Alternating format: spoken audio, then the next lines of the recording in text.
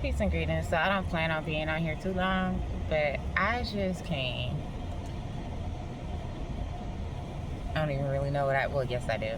I came because I'm starting to believe that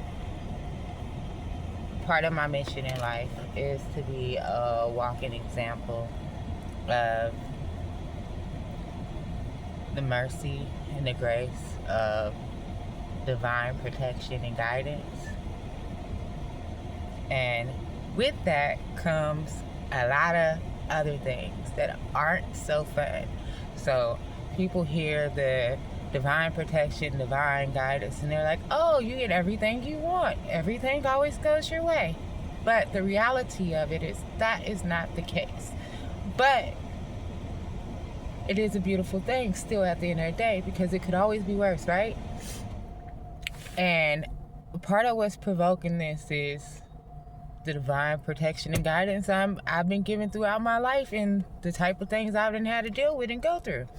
Because it's not always pretty. It hasn't been. But it also has been divine, divinely ordained, and a lot of divine intervention. So today, because, okay, so let's backtrack just a little bit. Currently, me and my ex, the father of my children, we are within preparation to go to trial, pertaining matters regarding to our children. There's been a lot of upper-handed things happening throughout it, which allotted him the opportunity to get temporary primary custody of our children August the 15th, 2025. They should not be with that man that much. He don't mean them no well. Anywho, so today, since we're within preparation of trial, it's almost like it's right around the corner.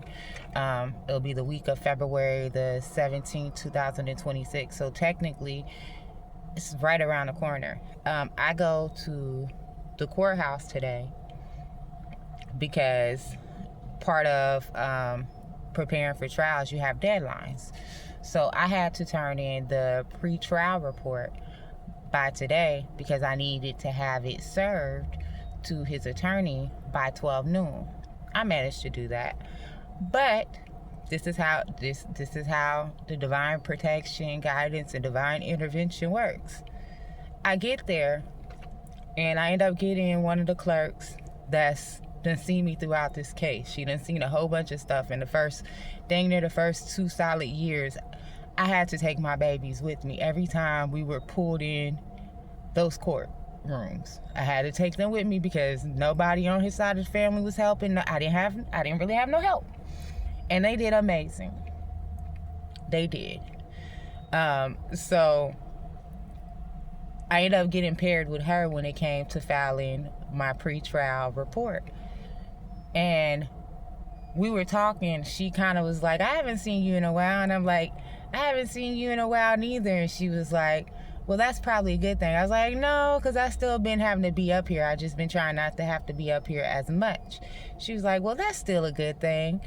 And I was like, I suppose. And then she's like, she asked how's the case going, and I kind of give her a small rundown and let her know, like, it's a lot of foolery still happening, but it's gonna work out for the best in the long run, because I know that. If I don't know nothing else, I know that it will work out for my baby's highest good, both of my babies' highest good in the long run. It's just right now, it don't feel good, the process, and that's why we have to trust the process. So anyway, back to the story, right?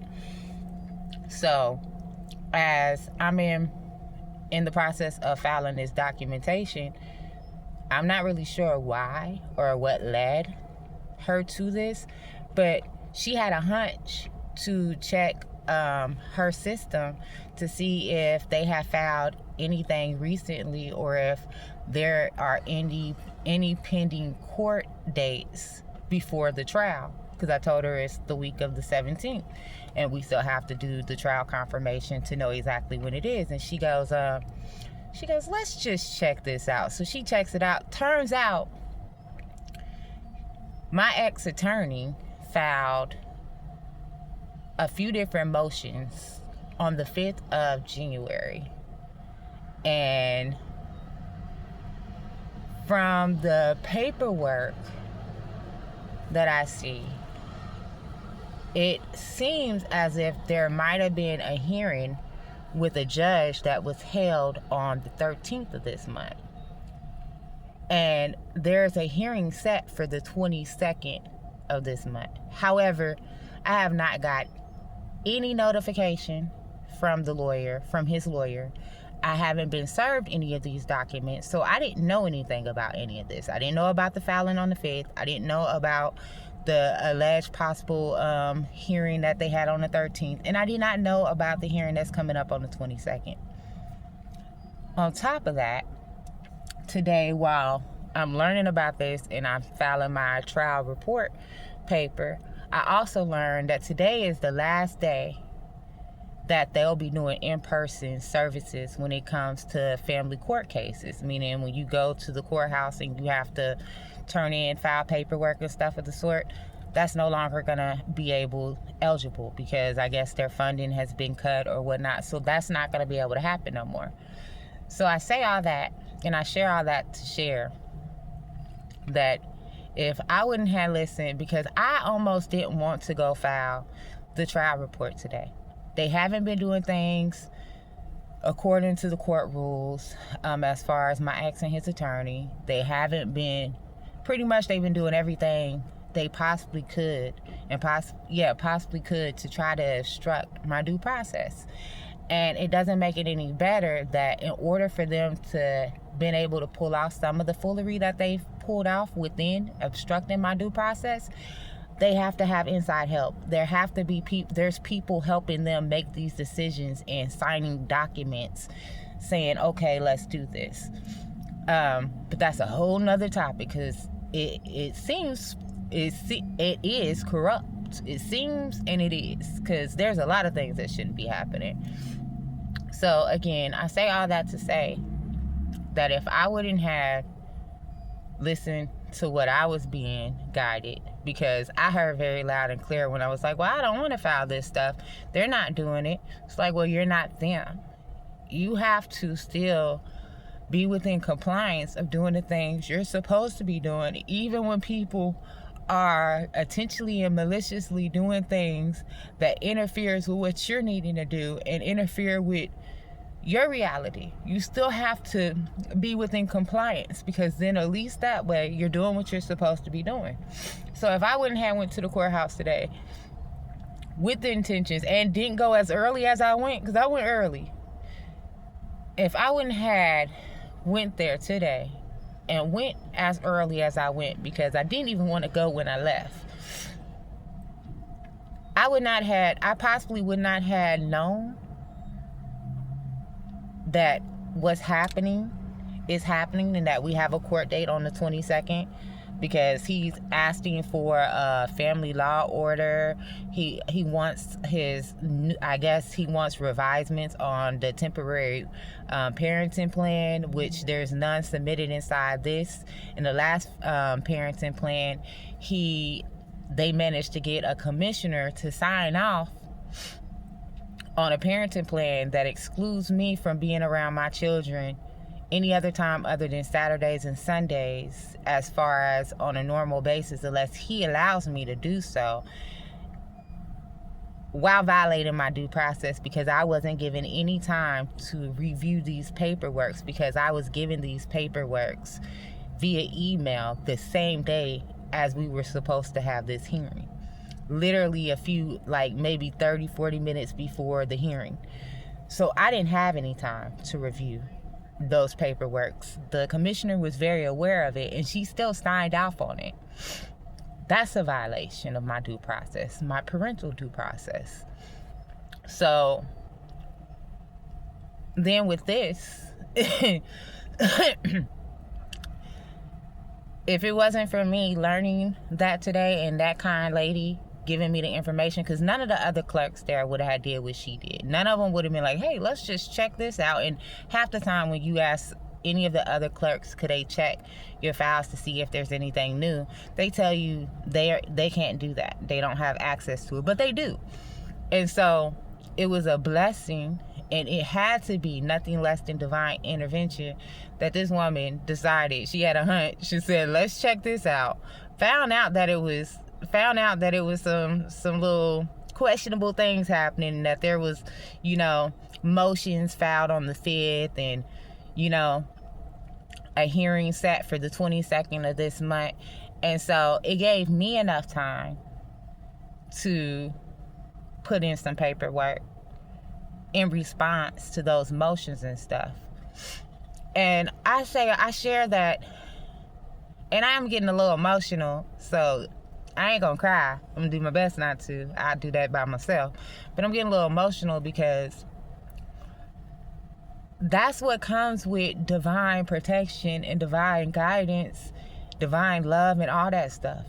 Like, people see other people have certain type of coverings and certain type of purposes, and for whatever reason, they allow themselves to go to this very delusional spot in their mind that is just peaches and ice cream, buckets of sunshine and rainbows for those people. But half the time, it's actually contrary. Yes, there's many blessings in between. Yes, there's a whole bunch of covering, a whole bunch of protection. It's a lot of good stuff.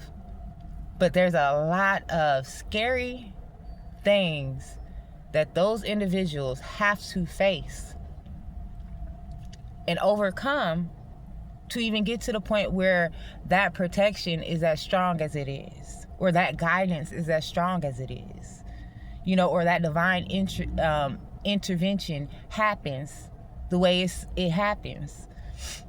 And so I say that, and I say that part now to say that when you choose to breathe within your purpose, whatever purpose it is that you're ordained to complete within your time here, within this realm, that comes with something. And one of the things that I've noticed for a fact that comes with is it comes with a lot of misperceptions and projections placed by individuals that just see the covering, the protection, the purpose, and question, why don't I have that instead? I'm better than that person. But half of the time, those individuals that feel like that, or even fix their mouth, let alone the audacity to even think something like that, have not really been through much. Because if they have, they would know that to be covered and protected the way some of us are covered and protected and divinely guided, the way some of us are divinely guided, that's not just because we're perfect. And half the time, us individuals like myself, no, it's nothing about us perfect. But we're making effort to breathe within our purpose and to do right. Even when it don't feel like the world is doing right by you. Even when it feels like people are constantly throwing rocks and hiding their hands. So, trust the process. If you're going through a process that feels overly intense and overwhelming and feels like you're just about to break and shatter and feels like you just can't do it no more, take some deep breaths, because I done had to do it too. Figure out what works for you, ground yourself, and remember to trust the process that you are undergoing, because nothing happens by default. And if you were called to fulfill, to complete a particular purpose, and your purpose is ordained, ain't nothing nobody else can do to stop what God has for you, what God wants for you, what God intends for you. But you can stop it. You can stop it by giving up. You can stop it by deciding not to listen to your intuition, by not listening or adhering to the guidance that you're being given. Because the craziest part, which most people don't seem to really talk about, is the guidance isn't always black and white and just clear. It's subtle. It comes through signs and symbols and little moments of thoughts and music and different type of things, and discernment, which I have not always had. I mean, to some degree, but you go through enough stuff, you start gaining discernment about certain things, and about whether if it's your ego or your intuition. And if you go through enough stuff, by the time you get to the point where you're able to have discernment, a strong discernment, by that time, 10 chances out of 9, a large part of your ego has either been killed or it has merged with your higher self, which means that your ego is not controlling your choices and your motives. So trust the process. It'll get better. It always will, as long as you align your intentions with your purpose. You align your actions with your intentions. Cause that was a blessing. Like the stuff that's being done is teeing me off to the 10th degree. However, because I know what I know, I also know that this is just a part of the process, and it's and these wicked individuals may think they done got away with something, but in reality, you're just writing more tallies against yourself in the most negative way possible. Because you're not only playing with somebody else's purpose, but when you bring children into the picture, now you're playing with multiple purposes, and you're playing with those children, which are innocent, in order to try to stop somebody else's purpose, which is insane. And if anybody that's connected to this case ends up listening to this message, the message I have to you is that whoever you're getting your advice from is horrible advice. It's horrible advice, because there's bound to be a paper trail that overwhelms the nonsense, the foolishness, and the trickery that has been attempted. So, happy trails. Have a good day. And to those that are undergoing a process that feels like it's a lot, trust the process. Learn to trust you. Learn to listen to your intuition and get to the point where you're knowing that your intuition is trustworthy. Because our intuition don't want nothing bad for us. Our intuition actually operates, and when it operates at its fullest capacity, it's actually there to protect us, to guide us, to fill us up with the things that we require, you know? So that's all I got. Bunnies.